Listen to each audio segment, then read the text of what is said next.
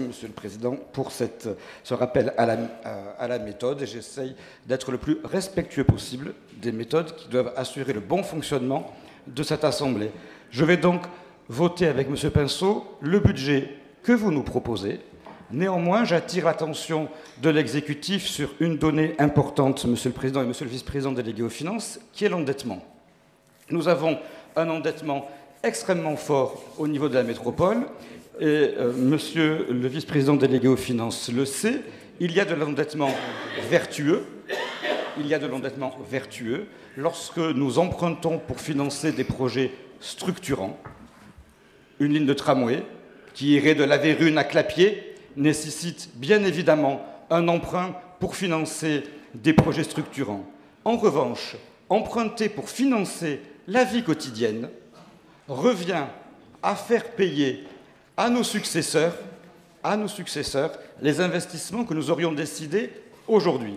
Je trouve, Monsieur le Vice-président, que nous sommes actuellement à un niveau d'investissement, alors qu'il n'y a pas, à ce jour, aujourd'hui, de grands projets en face qui méritent notre attention.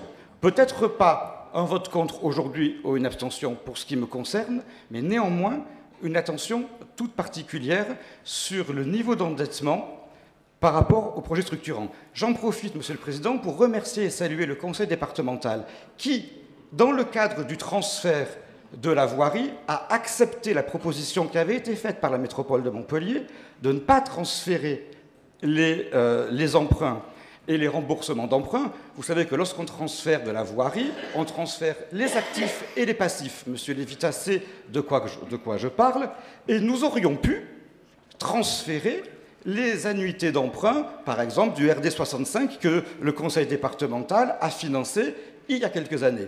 Cela aurait totalement bouleversé l'équilibre des ratios de la métropole, puisque du jour au lendemain, la métropole aurait eu sur ses ratios plusieurs dizaines de millions, plusieurs millions d'euros d'emprunts en plus, et cela aurait compliqué la tâche des financiers, des techniciens de la direction des finances de la métropole dans la négociation des emprunts à venir dans les prochaines années. Donc je remercie le département ici, dans le cadre du transfert et des attributions de compensation, d'avoir accepté de continuer à prendre sur son équilibre budgétaire et sur sa balance budgétaire les emprunts qui auraient pu gréver les finances de la métropole. Et votre budget, Monsieur Lévitas, aurait été bien plus complexe, et vous le savez. Je pense que tout le monde a compris ce que je veux dire. Une dernière chose, Monsieur le Président, vous avez dit tout à l'heure qu'en parlant des journalistes, que nous étions tous ici journalistes grâce aux réseaux sociaux. Je tiens à vous dire que, pour moi, et je m'adresse aux journalistes s'il en reste encore autour de nous, qu'être journaliste, ça n'est pas transmettre une information, ni même transmettre un message. Ça, c'est le rôle des communicants. J'en ai quelques-uns à ma droite, et ils le font. Ils transmettent une information, ils transmettent un message. Le rôle des journalistes, c'est de comprendre, d'expliquer, de contextualiser, de juger, de critiquer. Ils l'ont toujours fait avant, ils le font aujourd'hui, et je ne doute pas un seul instant qu'ils le feront encore demain. Je vous remercie, Monsieur le Président.